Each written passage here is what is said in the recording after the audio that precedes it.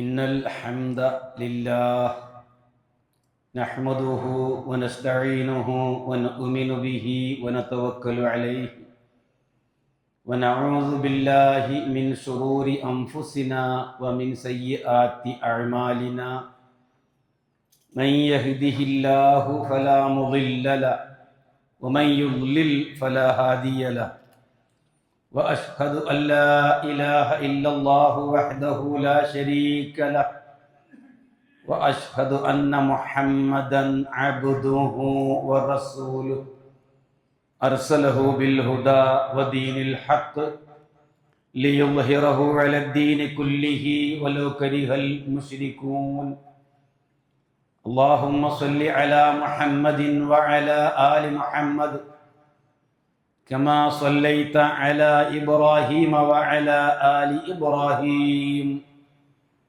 وبارك على محمد وعلى آل محمد كما باركت على إبراهيم وعلى آل إبراهيم إنك حميد مجيد أما بعد فإن خير الحديث كتاب الله وخير الهدي هدي محمد صلى الله عليه وسلم وشر الأمور محدثاتها وكل بدعة ضلالة أيها الناس اتقوا الله عباد الله أعوذ بالله من الشيطان الرجيم بسم الله الرحمن الرحيم الله يتوفى الأنفس حين موتها والتي لم تمت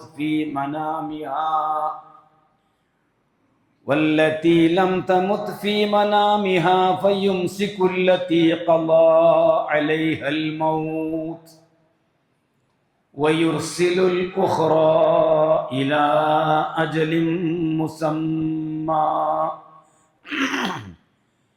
إن في ذلك لآيات لقوم يتفكرون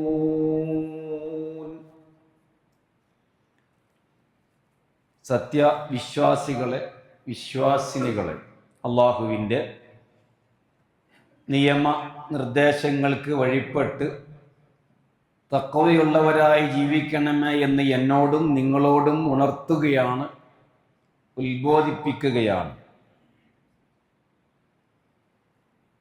ഈ ദുനിയാവ് അഥവാ ആലമു ഷഹാദ, ദൃശ്യ ലോകം, ഇത് പരീക്ഷയുടെ ഇടമാണ്. ഇവിടെ നല്ലതുമുണ്ട്, ചീത്തയുമുണ്ട്.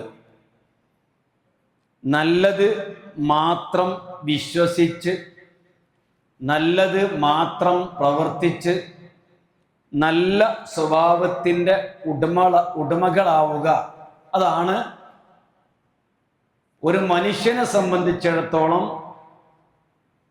അവൻ്റെ രണ്ടാമത്തെ ഘട്ടമാകുന്ന ബർസഖിലേക്കും ആഖിറത്തിലേക്കും അനിവാര്യമായത്. അതുകൊണ്ട് തന്നെ ആഖിറത്തിൻ്റെ രണ്ട് ഘട്ടമാകുന്ന ഹയാത്തുൽ ബർസഖും ഹയാത്തുൽ ആഖിറത്തും, അഥവാ ബർസഖിയായ ജീവിതവും അതിന് ശേഷമുള്ള സമ്പൂർണ്ണ പരലോക ജീവിതവും, ഇതാണ് യഥാർത്ഥ കാമിലായ പൂർണ്ണമായ യാഥാർത്ഥ്യമായ ജീവിതം.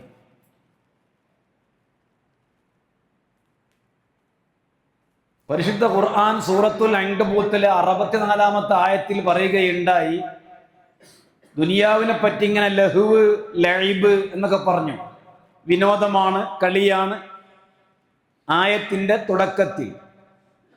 എന്നിട്ട് മധ്യഭാഗത്തായിട്ട് പറഞ്ഞു, വഇന്നദ്ദാറൽ ആഖിറത ലഹിയൽ ഹയവാൻ, വഇന്നദ്ദാറൽ ആഖിറ പരലോക ഭവനമാണ്, ലഹിയൽ ഹയവാൻ, യഥാർത്ഥമായ ജീവിതം അഥവാ ഹയാത്തുൻ കാമിലത്തുൻ, സമ്പൂർണമായ യഥാർത്ഥമുള്ള യാഥാർത്ഥ്യമായ എന്നെന്നും അവശേഷിക്കുന്ന ജീവിതം, അത് അദ്ദാറുൽ ആഖിറ, പരലോക വീടാണ്.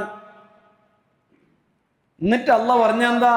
ലൗ കാനൂ യഅലമൂൻ, അവർ ഈ കാര്യം അറിയുന്നവരായിരുന്നെങ്കിൽ, ഈ യാഥാർത്ഥ്യം മനുഷ്യൻ അറിയുന്നുണ്ടെങ്കിൽ, 70, 80, 90, 100 വർഷക്കാലത്തെ ജീവിതമാകുന്ന ആലമു ഷഹാദയിലെ അഥവാ ദുന്യവിയായ ജീവിതത്തിലെ ഇവിടുത്തെ ആസ്വാദനങ്ങൾ തിന്നുക, കുടിക്കുക, രസിക്കുക, രമിക്കുക, പിന്നീട് മരിക്കുക, ഇതിലൊതുങ്ങുന്നുവെങ്കിൽ വരുന്ന 2ഉം 3ഉം കടുത്ത പരീക്ഷണമാണ്. ആ സമ്പൂർണ്ണ ജീവിതം ആസ്വദിക്കുക, അനുഭവിക്കുക സാധ്യമേ അല്ല. അത് കടുത്ത പരീക്ഷണങ്ങൾ നിറഞ്ഞതായിരിക്കും, കടുത്ത വിചാരണക്ക് വിധേയമാക്കപ്പെടുന്ന രീതിയിലായിരിക്കും. ഓരോ കാര്യങ്ങളെ സംബന്ധിച്ചും ചോദിക്കുമ്പോൾ കൃത്യമായ മറുപടി പറഞ്ഞില്ലെങ്കിൽ അതിൻ്റെതായ ശിക്ഷ അള്ളാഹു എന്താണോ കണക്കാക്കിയത് അത് ഈ 2, 3 ഘട്ടത്തിൽ ലഭിക്കുക തന്നെ ചെയ്യും. അതുകൊണ്ട് ഹയാത്തുൽ ബർസഖിലേക്ക് കടക്കാനിരിക്കുന്ന നമ്മൾ, ഈ ബർസഖിയ ജീവിതം എന്ന് പറയുമ്പോൾ ദുനിയാവിലെ സ്ഥലകാല സങ്കല്പങ്ങൾക്കോ ദുനിയാവിലേതായിരിക്കുന്ന അനുഭവങ്ങൾക്കോ ജീവിതത്തിനോ കേൾവിയോ കാഴ്ചയോ തീർത്തും വ്യത്യസ്തമാണ്. നമ്മളെ ദുനിയാവിലെ ബുദ്ധി കൊണ്ട് അളക്കുമ്പോഴാണ് അവിടെയൊക്കെ നമുക്ക് ആശങ്കകൾ വരുന്നത്. ഒട്ടും അങ്ങനെ അല്ല. അമ്പിയാക്കന്മാർ വഹീന്റെ അടിസ്ഥാനത്തിൽ പഠിപ്പിച്ച കാര്യങ്ങൾ അപ്പടി വിശ്വസിക്കുകയും അംഗീകരിക്കുകയും ചെയ്യുക.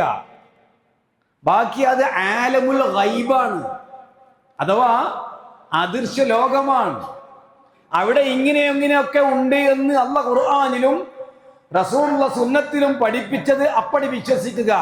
അതിന്റെ അപ്പുറത്തേക്ക് നമ്മുടെ ചെറിയ ബുദ്ധി കൊണ്ടോ നമ്മുടെ ചെറിയ ചിന്ത കൊണ്ടോ നമ്മുടെ ചെറിയതായിരിക്കുന്ന രൂപീകരിക്കൽ കൊണ്ടോ ഒന്നും രൂപപ്പെടുത്തി പറയുവാൻ സാധിക്കുന്നതല്ല ബർസഖും ആഖിറവും. ഉണ്ട് എന്ന കാര്യം ഉറപ്പാണ്, അതിനിപ്പോ പ്രത്യേക തെളിവൊന്നും പറയേണ്ടതില്ല. അപ്പൊ എപ്പോഴാണ് ഇത് ആരംഭിക്കുക? ഈ ബർസഖിയ ജീവിതം, മറയിലേക്ക് പോവൽ എപ്പോഴാ? റൂഹും നമ്മുടെ ജസദും തമ്മിൽ വേർപിരിയുമ്പോൾ.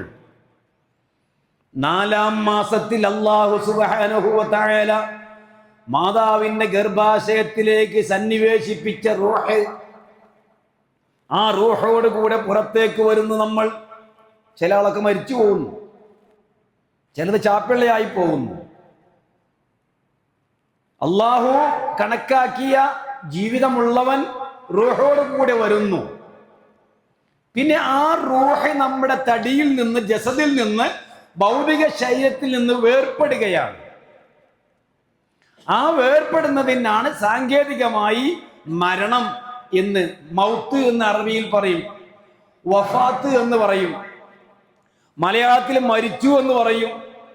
അതല്ലെങ്കിൽ അവന്റെ കഥ കഴിഞ്ഞു എന്ന് പറഞ്ഞാൽ അവന്റെ റൂഹ് തടിമെന്ന് പോയി കഴിഞ്ഞു, ഇനി ഒരു കഥയില്ല, അഭിനയല്ല, ഒന്നുമില്ല, എല്ലാം അവസാനിച്ചു. അതാ അവന്റെ കഥ കഴിഞ്ഞു എന്ന് പറയുന്നത്. ഈ റൂഹ് തടിയിൽ നിന്ന് വേർപ്പെടുന്നതിനോട് കൂടെ ഇവന്റെ ബർസഖ് ആരംഭിക്കുകയാണ്. അതെപ്പോഴാ വേർപ്പെടുക? അല്ലാഹ് കണക്കാക്കിയ സമയത്ത്. അല്ലാഹ് കണക്കാക്കിയ സമയം ആർക്കാ അറിയാ? അള്ളാഹുവിന് മാത്രം. നമ്മൾക്കറിയില്ല. നമ്മളിങ്ങനെ ദുനിയാവിന്റെ പളപളപ്പിലും ഇതിന്റെ ഭൗതികമായതായിരിക്കുന്ന ആസ്വാദ അഭിനയങ്ങളിലും അനുഭൂതികളിലും അനുഗ്രഹങ്ങളിലുമൊക്കെ അതിന്റെ ശീതള ചായയിൽ ഇങ്ങനെ മുങ്ങിക്കുളിച്ച് രസിച്ച് മതിച്ച് നടക്കുകയാണ്. നമുക്ക് അള്ളാഹു കണക്കാക്കിയ ശ്വാസോച്ഛ്വാസങ്ങളുടെ എണ്ണം നിലച്ചാൽ, ഭക്ഷണം അവസാനിച്ചാൽ, അജൽ എത്തിയാൽ ഒട്ടും പിന്തുകയുമില്ല, അതിന്റെ മുന്നേ ഉണ്ടാവുകയില്ല. അതാണ് ഉമ്മു ഹബീബ റളിയല്ലാഹു അൻഹ, നബിയുടെ ഭാര്യ ഉമ്മു ഹബീബ റളിയല്ലാഹു അൻഹ അള്ളാഹുവിന്റെ റസൂലിന്റെ മുമ്പിൽ വെച്ചുകൊണ്ട് ഒരു പ്രാർത്ഥന പ്രാർത്ഥിച്ചു. ശ്രദ്ധിക്കാം. ദുനിയാവിന് വേണ്ടി, ദുനിയാവിലെ ആസ്വാദനങ്ങൾക്ക് വേണ്ടി, സുഖ സൗകര്യങ്ങൾക്ക് വേണ്ടി, സുഖലോലുപതയ്ക്ക് വേണ്ടി ജീവിതം ഒഴിഞ്ഞു വെച്ചുകൊണ്ട് നെട്ടോട്ടം ഓടുന്ന നമ്മൾ ഓരോരുത്തരും ഇത് പ്രത്യേകം മനസ്സിലാക്കണം. റസൂലുള്ളാഹിന്റെ മുമ്പിൽ വെച്ചുകൊണ്ടാണ് ഭാര്യ പ്രാർത്ഥിക്കുന്നത്. അല്ലാഹുമ്മ അംതിഇനി ബിസൗജി റസൂലില്ലാഹ് വബി അബി സുഫിയാൻ വബി അഖി മുആവിയ. പടച്ചവനെ, എന്റെ ഭർത്താവാകുന്ന മുഹമ്മദ് നബി മുഖേനയും എന്റെ പിതാവാകുന്ന അബൂ സുഫിയാൻ ആകുന്ന പണക്കാരൻ മുഖേനയും എന്റെ സഹോദരനാകുന്ന മുആവിയ മുഖേനയും എനിക്ക് റളിയല്ലാഹു അൻഹു മുഖേനയും എനിക്ക് ഈ ദുനിയാവിലെ ജീവിത സുഖ സൗകര്യങ്ങൾ നീ നൽകണമേ. അംതിഇനി, മത്താഴ്, വിഭവം, സുഖം, ആസ്വാദനം എന്നൊക്കെ വാക്കിന്റെ അർത്ഥം. ഒന്ന് ഭർത്താവ് റസൂലുള്ളാഹ്, രണ്ട് ഉപ്പ അബൂ സുഫിയാൻ റളിയല്ലാഹു അൻഹു, മൂന്ന് അബൂ സുഫിയാന്റെ മകനും ഉമ്മു ഹബീബയുടെ സഹോദരനുമാകുന്ന മുആവിയത്ത് ബിൻ അബീ സുഫിയാൻ റളിയല്ലാഹു അൻഹു. ഇവർ മുഖേന എനിക്ക് ദുനിയാവിലെ സുഖ സൗകര്യങ്ങൾ എനിക്ക് നീ നൽകണമേ എന്നാണ് ഉമ്മു ഹബീബ റളിയല്ലാഹു അൻഹ പ്രാർത്ഥിക്കുന്നത്. റസൂലുള്ളാഹി ഇത് കേട്ട ഉടനെ തന്നെ പറഞ്ഞെന്താ?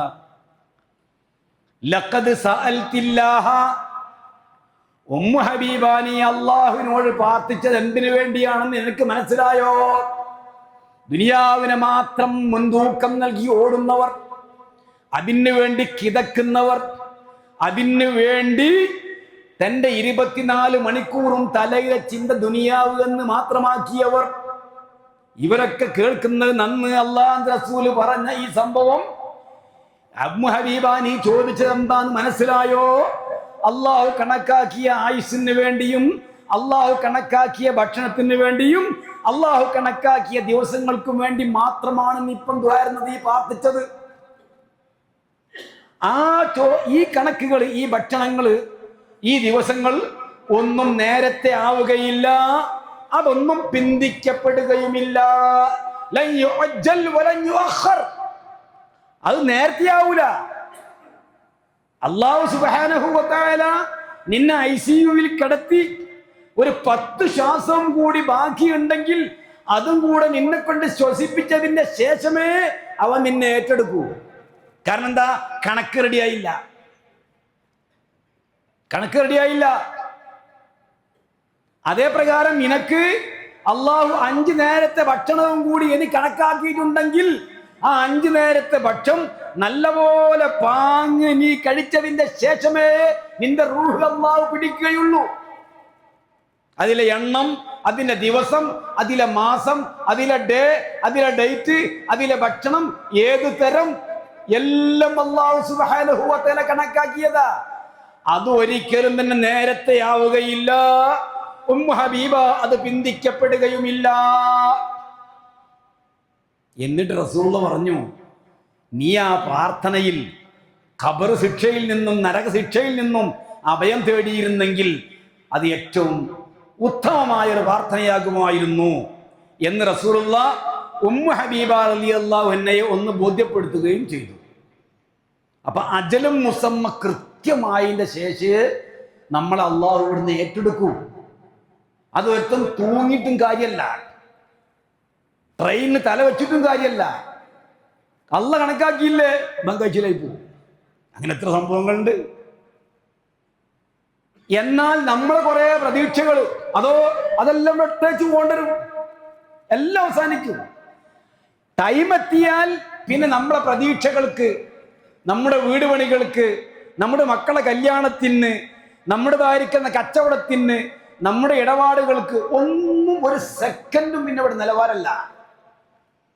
ഇമാം ഷാഫിഈ റഹ്മത്തുള്ളാഹി അലൈഹി പറഞ്ഞ ഒരു കാര്യമുണ്ട്, തസവ്വദ് മിനത് തഖ്വാ ഫഇന്നക ലാ തദ്രി ഇദാ ജന്ന ലൈലുൻ ഹൽ തഈശു ഇലൽ ഫജ്രി. മനുഷ്യ, നീ തഖ്വ വാരിക്കൂട്ടാൻ ശ്രമിക്ക്. തസവ്വദ് മിനത് തഖ്വ, തഖ്വയുള്ളവനായി ജീവിക്കാൻ ശ്രമിക്ക്. ഭൗതിക ലോകമാണ്, കണ്ണഞ്ചിപ്പിക്കുന്നതാണ്, അനുഭവങ്ങളാണ്, അനുഭൂതികളാണ്, ആസ്വാദനങ്ങളാണ്, അതൊക്കെ ശരിയാണ്. പക്ഷേ ഈ ദുനിയാവിൽ നിന്ന് നീ സൂക്ഷ്മതയാകുന്ന തഖ്വ മുതലാക്കാൻ ശ്രമിക്കുക. കാരണം നീ അറിയില്ല, ഇദാ ജന്ന ലൈലുൻ ഹൽ തഈശു ഇലൽ ഫജ്രി, രാത്രി ഇരുട്ടിയാൽ നാളെ നേരം വെളുക്കുമ്പോൾ നിന്റെ തടിയിൽ റൂഹ് ഉണ്ടാകുമോ എന്ന് നിനക്ക് അറിയുന്നില്ല. ഇദാ ജന്ന ലൈലുൻ ഹൽ തഈശു ഇലൽ ഫജ്രി, ഫജ്ർ വരെ നീ ഉണ്ടാവും അറിയില്ല. എന്നിട്ട് അദ്ദേഹം പറഞ്ഞു, എത്രയെത്ര പുതുനാരികളാണ് ഭർത്താക്കന്മാർക്ക് വേണ്ടി അണിഞ്ഞു ഒരുക്കിയും കൊണ്ട് ഭർത്താവിന്റെ മണിയറയിലേക്ക് കടന്നു ചെല്ലുന്നതിന്റെ മുന്നോടിയായി ഭർത്താവ് മരണപ്പെട്ടു എന്നുള്ള വാർത്ത ലോകത്ത് എത്രയെത്ര സംഭവങ്ങളും അനുഭവങ്ങളും ഉണ്ടായി. മനുഷ്യ, ഫകം മിൻ അറൂസിൻ സയ്യനൂഹു ബിസൗജിഹാ വഖദ് ഖുബിലത് അർവാഹുഹും ലൈലത്തുൽ ഖദ്രി. അവരുടെ റൂഹ് ഫഖദ് ഖുബിലത്, ഒരുങ്ങി തയ്യാറായി, എല്ലാം റെഡിയായി, ഭാര്യയും ഭർത്താവുമായി ജീവിക്കാൻ തുടങ്ങുന്ന അറൂസ് എന്ന് പറഞ്ഞാൽ എന്താ? പുതുമാരൻ, പുതുനാരി. പക്ഷേ ഭർത്താവ് ഖുബിലത് അർവാഹുഹും, അവന്റെ റൂഹ് പിടിക്കപ്പെട്ടു കഴിഞ്ഞു.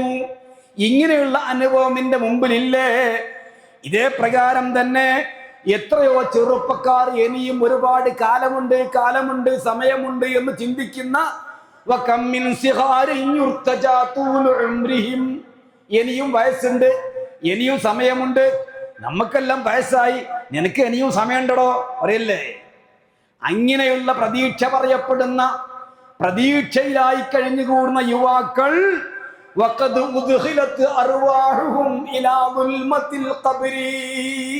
ഖബറിന്റെ ഇരുട്ടിലേക്ക് അവരുടെ റൂഹുകൾ എത്രയാണ് വെക്കപ്പെട്ടത്? അവരുടെ തടി, അവരുടെ റൂഹോടുകൂടെ, അർവാഹികളോടുകൂടെ ഖബറിലേക്ക് എത്രയെത്ര വെക്കപ്പെട്ടു. എത്രയെത്ര യുവാക്കൾ മരിച്ച ആക്സിഡന്റ് ഇപ്പൊ വേണ്ടിരുന്നല്ല, കടയിൽ ഇപ്പൊ അങ്ങോട്ട് നിസ്കരിക്കാൻ ഇറങ്ങിയതാണ്. എന്ത് സംഭവിച്ചത്? പെട്ടെന്ന് കുഴഞ്ഞു കൊണ്ട് മരിച്ചു. അർവാഹുഹും, ചെറുപ്പക്കാരനാണ്, വയസ്സൊന്നും ആയില്ല, രോഗമല്ല, ഒരസുഖമില്ല, ഒരു ഗുളിക പോലും ജീവിതത്തിൽ കഴിച്ചിട്ടുമില്ല. പക്ഷെ ആൾ കുബിലത്ത്. രാവിലെ 1-ാം നമ്പർ കോട്ടക്കൊത്തളങ്ങളിൽ കഴിഞ്ഞുകൂടിയവൻ, രാവിലെ 1-ാം നമ്പർ കോട്ടക്കൊത്തളങ്ങളിൽ എയർ കണ്ടീഷൻ ചെയ്ത റൂമുകളിൽ കഴിഞ്ഞുകൂടിയവൻ, ചൂട് കഠിനമായപ്പോൾ AC ഇട്ടുകൊണ്ട് നിന്റെ ശരീരം നീ തണുപ്പിച്ചവൻ, വൈകുന്നേരത്തിൽ അതാ നീ ഖബറിന്റെ ഇരുളിലേക്ക് പോകുന്നു. അവിടെ AC ഇല്ല. AC ആകും ആർക്ക്? കഴിഞ്ഞ ആഴ്ച ഞാൻ പറഞ്ഞ തയ്യിബ് തെരഞ്ഞെടുത്തവന്, നല്ലത്, നല്ല വിശ്വാസം, നല്ല പ്രവൃത്തി, നല്ല സ്വഭാവം, തയ്യിബായവന്. അതേ പ്രകാരം തന്നെ രോഗികൾ, രോഗം മരണത്തിന്റെ കാരണമാണോ? അല്ല. എത്ര രോഗികൾ അങ്ങനെ 20 വർഷമായി കിടക്കുന്നു. എത്ര വർഷമായി? 20 വർഷമായി. മൂക്കിൽ പൈപ്പിട്ടിങ്ങേറ്റ് മൂത്രത്തിനും പൈപ്പിട്ട് കിടക്കുകയാണ്. 20 വർഷമായി. ആരോഗ്യമുള്ളവൻ പെട്ടെന്ന് മരിച്ചു പോകുന്നു. രോഗികളായി കിടക്കുന്നവൻ കാലാകാലവും കിടക്കുന്നു. വകം മിൻ സഹീഹിൻ മാത മിൻ ഗൈരി ഇല്ലത്തിൻ വകം മിൻ അലീലിൻ ആശ ഹീനം മിനദ് ദഹ്രി. കാലാകാലമായി 20ആയി, 25ആയി, 30ആയി കിടക്കുകയാണ്. അല്ലാത്തവനോ പെട്ടെന്ന് മരിച്ചു പോകുന്നു. ഇവിടെയാണ് അള്ളാഹുവിന്റെ കണക്കിന്റെ പ്രസക്തി. അല്ലാഹു യതവഫൽ അൻഫുസ ഹീന മൗതിഹാ. സൂറത്തു സുമറിലെ 42-ാമത്തെ ആയത്തിൽ അല്ലാഹു പറയുന്നു, അല്ലാഹു യതവഫൽ അൻഫുസ ഹീന മൗതിഹാ. മരണവേളയിൽ, സ്വാഭാവിക മരണ സന്ദർഭത്തിൽ അല്ലാഹു ഇവന്റെ ആത്മാവിനെ പിടിച്ചെടുക്കുന്നു. പിടിച്ചെടുക്കുകയാണ്. ഈ പറഞ്ഞ മാതിരി അങ്ങനെ പോകരുന്നു, ഇങ്ങനെ നടക്കരുന്ന്, അങ്ങനെ ചെയ്യരുത്, ഇങ്ങനെ ചെയ്യരുത്. മരിച്ചു. അവൻ്റെ ആത്മാവ് അല്ല ഏറ്റെടുത്തു. ഈ തവഫ എന്ന വാക്കിന്റെ അർത്ഥം എന്താ? പൂർത്തിയായി എന്ന് പറഞ്ഞാൽ അവന്റെ എവിടുത്തെ ആയുസ്, അവന്റെ ഭക്ഷണം, അവൻ്റെതായിരിക്കുന്ന ദിവസങ്ങൾ, അവന്റെ എല്ലാം അവസാനിച്ചു. യതവഫ, സമ്പൂർണമായി അല്ല ഏറ്റെടുത്തു. ഒന്ന് സ്വാഭാവിക മരണം. സ്വാഭാവിക മരണം എന്ന് പറഞ്ഞാൽ ആശുപത്രി കിടന്നോ, റോട്ടിൽ കിടന്നോ, വീട്ടിൽ നിന്നോ, കുഴഞ്ഞു വീണോ, ആക്സിഡന്റോ, എന്തായാലും എല്ലാം സ്വാഭാവിക മരണം എന്നാണ് ഈ ഭാഷയിൽപ്പെടുക. വല്ലത്തീലം തമുതു ഫീ മനാമിഹാ.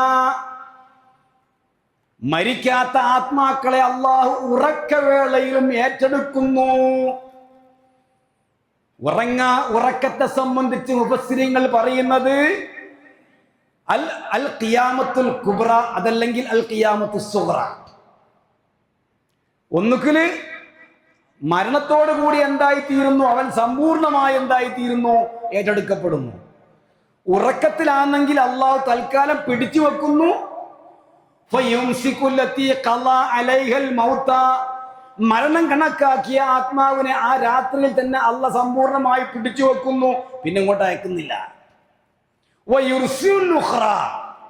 മറ്റുള്ളവയെ അള്ളാഹു ഇങ്ങോട്ട് അയച്ചു വിടുന്നു. അങ്ങനെ അയച്ചു വിട്ടാൽ നമ്മളല്ലോ. ഇന്നലെ രാത്രി ഉറങ്ങുമ്പോൾ ഭാഗികമായി നമ്മുടെ ആത്മാവിനെ അള്ളാഹ് ഏറ്റെടുത്തു. പിന്നെ മരിച്ചവനെ പോലെയാണ്. അടുത്തൊക്കെ ഒരു പാമ്പ് വന്നാൽ അറിയുന്നില്ല, അടുത്ത് നേരം സംസാരിച്ച ഒന്നും അറിയുന്നില്ല. നമ്മുടെ ഈ ബോധം ഏതെല്ലോ നാട്ടിൽ പോയി കറങ്ങി തിരിഞ്ഞ് പിറ്റേന്ന് നേരം വെളുക്കുമ്പോഴേക്കും നമ്മൾ പിന്നെയും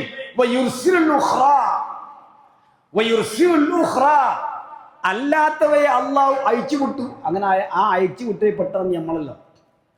ഏതുവരെ? ഇലാ അജലിൻ മുസമ്മാ, ഒരു നിശ്ചിത അവധി വരെ മാത്രം, കാലാകാലമില്ല.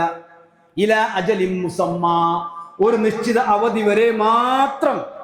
എന്നിട്ട് അള്ളാഹ് പറയാന്ന്, ഇന്ന ഫീ ദാലിക ലആയാതിൻ ലിഖൗമിൻ യതഫക്കറൂൻ, ചിന്തിക്കുന്നവർക്ക് ഇതെല്ലാം ദൃഷ്ടാന്തമുണ്ട്. കാരണം എന്താ? ഇങ്ങനെ ഒന്നാം ഘട്ടം, തുടർന്ന് രണ്ടാം ഘട്ടം, പിന്നെ മൂന്നാമത്തെ ഘട്ടം, അതിൽ കുറെ മരണങ്ങൾ, കുറെ ജീവിതങ്ങൾ. ഈ ഉറങ്ങാൻ കിടക്കുമ്പോൾ അവന്റെ ആത്മാവ് കൂടെ കിടന്ന ഭാര്യയും ഭർത്താവും 4:30 മണിക്ക് തഹജ്ജുദിന് വേണ്ടി എഴുന്നേൽക്കാൻ നോക്കുമ്പോ ഭർത്താവിനെ വിളിച്ചു നോക്കുമ്പോ എല്ലാം തണുത്ത്, ശരീരം മൊത്തം തണുപ്പ്. അങ്ങനെ ഒന്ന് ഉരുട്ടി വിളിച്ചു, ആൾ ഉണരുന്നില്ല. അതാണ് മരണം കണക്കാക്കിയ ആത്മാവിനെ ഉറക്കവേളയിൽ അല്ലാഹു ഏറ്റെടുക്കുന്നു. പിന്നെ ഉടനെ തന്നെ മക്കളെ വിളിച്ച് എല്ലാം കൂടി ജഗപക കരച്ചിലും പിടിക്കലും ആശുപത്രി കൊണ്ടുവന്നവൻ പറഞ്ഞ് 1 മണിക്കൂർ മുമ്പ് ആള് മരിച്ചിട്ടുണ്ട്. തൊട്ടടുത്ത് കിടക്കുന്നത് ആരാ? സ്വന്തം ഭാര്യയാന്ന്. തൊട്ടുരുമിക്കിടക്കാന്ന്. അവൾ അറിഞ്ഞിട്ടില്ല ഭർത്താവിന്റെ റൂഹ് അള്ളാഹ് പിടിച്ചു കൊണ്ടുപോയത്. ഡോക്ടർ പറയുന്നു, പരിശോധിച്ചു നോക്കിയിട്ട് 1 മണിക്കൂർ മുമ്പ് ആള് മരിച്ചിട്ടുണ്ട്. അതാണ് അള്ളാഹ് പറഞ്ഞത്, മരണം കണക്കാക്കിയ ആത്മാവിനെ ഉറക്കവേളയിൽ നമ്മൾ ഏറ്റെടുക്കുന്നതാണ്. അല്ലാത്തതിനെ എങ്ങോട്ട് അയച്ചു വിടുന്നു. ഉറങ്ങാൻ കിടക്കുമ്പോൾ നല്ലോണം ശ്രദ്ധിക്കണം. നമ്മൾ റീല് കണ്ട്, റോള് കണ്ട്, വാർത്ത കണ്ട്, ഇങ്ങനെ പലതും കണ്ട് ആ ഒരു ചിന്തയിൽ അങ്ങോട്ട് ഉറങ്ങിയാൽ അതിലാണ് അള്ളാഹ് നമ്മളെ ഏറ്റെടുക്കുന്നതെങ്കിൽ നമ്മൾ അവസാനത്തെ ചിന്ത എന്തായിരിക്കും? ആ ചിന്തയോട് കൂടിയായിരിക്കും ദുനിയാവുന്ന് പോവുക. ഇമാം ബുഖാരി റഹിമഹുള്ള ഉദ്ധരിക്കുന്ന ഹദീസിൽ കാണാം, നീ ഉറങ്ങാൻ വേണ്ടി ഉറക്കച്ചായ്വിലേക്ക് എത്തുമ്പോൾ ബിസ്മിക റബ്ബി വലഅതു ജംബി വബിക അർഫഉഹു ഇന്നംസക്ത നഫ്സി വർഹംഹാ ഫഇൻ അർസൽതഹാ ഫഹ്ഫദ്ഹാ ബിമാ തഹ്ഫദു ബിഹി ഇബാദക സ്വാലിഹീൻ. റവാഹുൽ ബുഖാരി. എന്താ ഇതിന്റെ അർത്ഥം? അല്ലാഹുവേ, ഞാൻ എൻ്റെ പാർശ്വം, എൻ്റെ ഭാഗത വെക്കുകയാണ്, ഉറങ്ങാൻ കിടക്കുകയാണ്, നിന്റെ നാമത്തിൽ. വബിക അർഫഉഹു, നിന്റെ നാമത്തിൽ തന്നെയാണ് ഞാനത് വീണ്ടും നിന്നെ കൊണ്ട് തന്നെയാണ് ഞാനത് ഉയർത്തുക. അതല്ല ഈ ഉറക്കത്തിലെങ്ങാനും നീ എന്നെ പിടിച്ചെടുക്കുകയാണെങ്കിൽ എന്നോട് നീ അനുകമ്പ കാണിക്കണം, എന്നോട് നീ കരുണ കാണിക്കണം. കണ്ടാ, ഉറങ്ങാൻ കിടക്കുമ്പോ അന്തല്ലാണ്ടല്ല കിടന്നുറങ്ങണ്ട്, അശ്രദ്ധമായിട്ടല്ല, ഓഫുലത്തിലല്ല ഉറങ്ങേണ്ടത്, ബോധത്തോടുകൂടെ ഈ പ്രാർത്ഥന അതിന്റെ അർത്ഥസഹിതം പഠിച്ചുകൊണ്ടാണ് ഉറങ്ങാൻ കിടക്കേണ്ടത്. വലതു ഭാഗത്തേക്ക് ചെരിഞ്ഞിട്ട് നീ എന്നെ ഇവിടെ പിടിച്ചു വെക്കുകയാണെങ്കിൽ, എൻ്റെ ആത്മാവ് നീ സമ്പൂർണമായി ഏറ്റെടുക്കുകയാണെങ്കിൽ എന്നോട് കരുണ കാണിക്കണം. അതല്ല നാളെ വീണ്ടും എന്നെ ഇവിടെ അഴിച്ചു വിടുകയാണെങ്കിൽ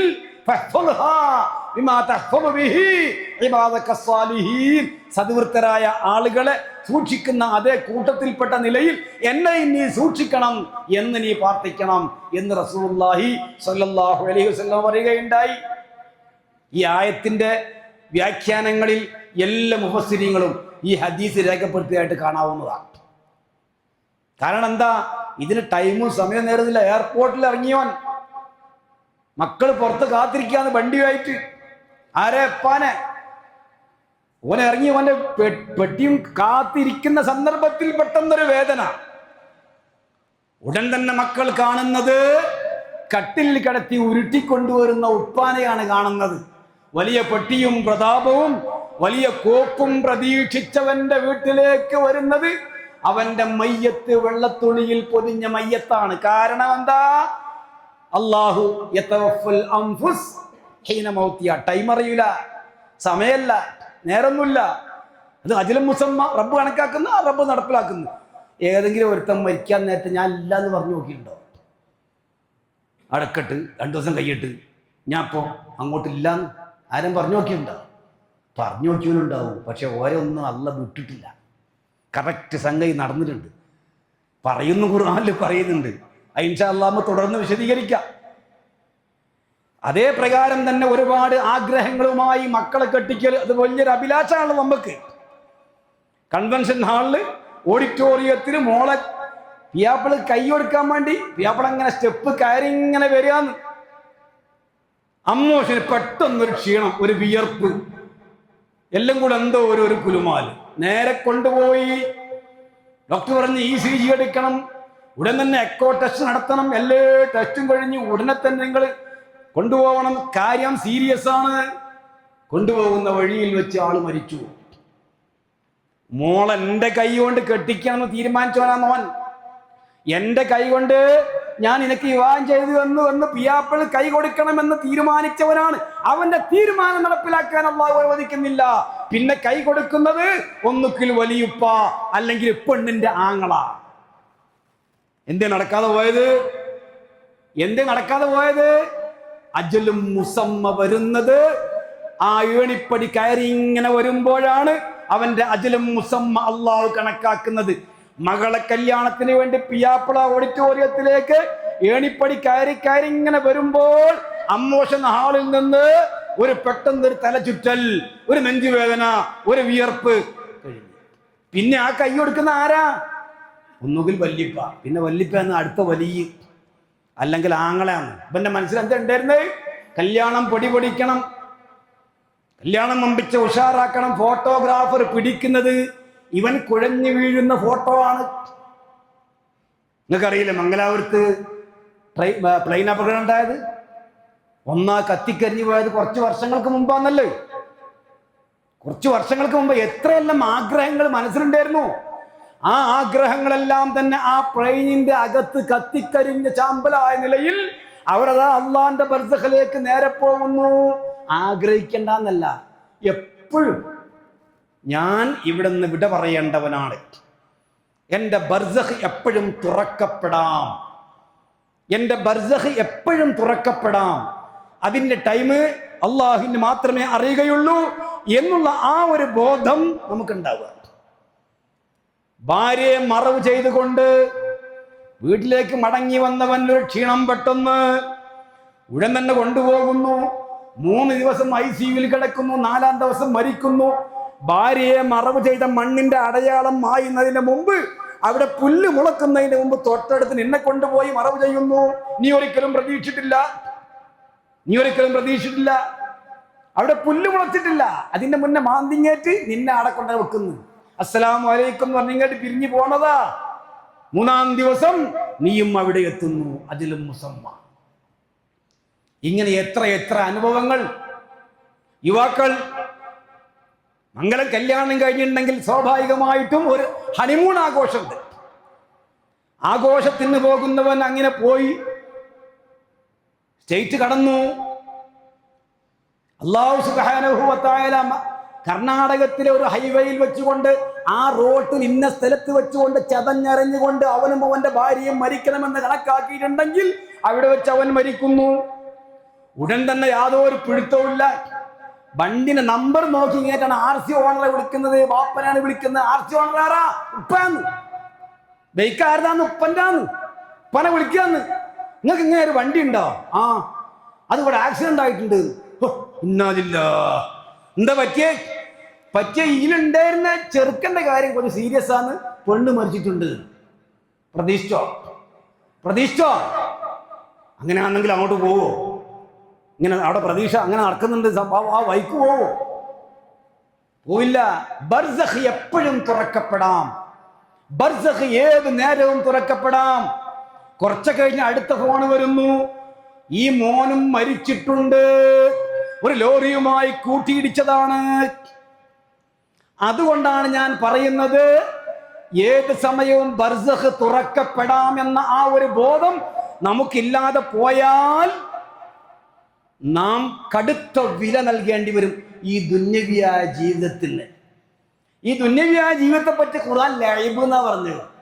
ലൈബ്, ലഹുവ്, വിനോദം, കളി, അങ്ങനെ തന്നെയാണല്ലോ. എല്ലാം കളിയാന്നപ്പോ. ചിലവൻ്റെ ഒക്കെ മംഗലം വല്ല ഫുട്ബോൾ കളി ഖത്തറിൽ നടക്കുന്ന ആയാതി കളിയാണ്. അതിനേക്കാളും വലിയ കളി എന്തെല്ലോ കളികൾ. ചില പണക്കാരൻ്റെ കല്യാണം മംഗലെല്ലാം നടക്കുന്നത്. മംഗലം എന്ന് പറഞ്ഞാൽ എന്താ? വലീമത്ത് കൊടുക്കുക, ആളെ വിളിക്കുക, അതിനൊന്നും കുഴപ്പമില്ല. പക്ഷെ ആളെ പോയാൽ അങ്ങോട്ട് കയറാൻ തന്നെ തോന്നൂല, തിരിച്ചു വരേണ്ടത്. കാരണം എന്താണെന്നറിയോ? മനുഷ്യനൊരു തരം അനുഭൂതിയാണ്. ഉറൂസ് അതൊരു അനുഭൂതി, ഗാനമേള അതൊരു അനുഭൂതി, മംഗലം അതൊരു അനുഭൂതി. ഇതെല്ലാം ഇങ്ങനെ ആസ്വദിക്കുക, തിന്നുക, കുടിക്കുക, രസിക്കുക, മരിക്കുക, പോണ വൈക്ക് പോട്ടുന്നല്ലേ. അത് അന്നത്തെ യുവാക്കളെ ചിന്ത. പോണ വൈക്ക് പോകൂല, നേരെ പിടിച്ചു കൊണ്ടുപോകുന്നു. പിടിച്ച് വലിച്ചിറക്കി ഇങ്ങേറ്റാ റൂഹിൽ കൊണ്ടുപോകുന്നത്. ബർസഖിന്റെ തുടക്കം മരണത്തോടു കൂടി ആരംഭിക്കുന്നു. ഏത് സമയവും ബർസഖ് തുറന്നേക്കാം. അല്ലാഹു സുബ്ഹാനഹു വ തആല യഥാർത്ഥ സത്യസന്ധമായി ജീവിച്ചുകൊണ്ട് ബർസഖ് സുരക്ഷിതമാക്കുന്നവരിൽ നമ്മെ ഉൾപ്പെടുത്തുമാറാവട്ടെ.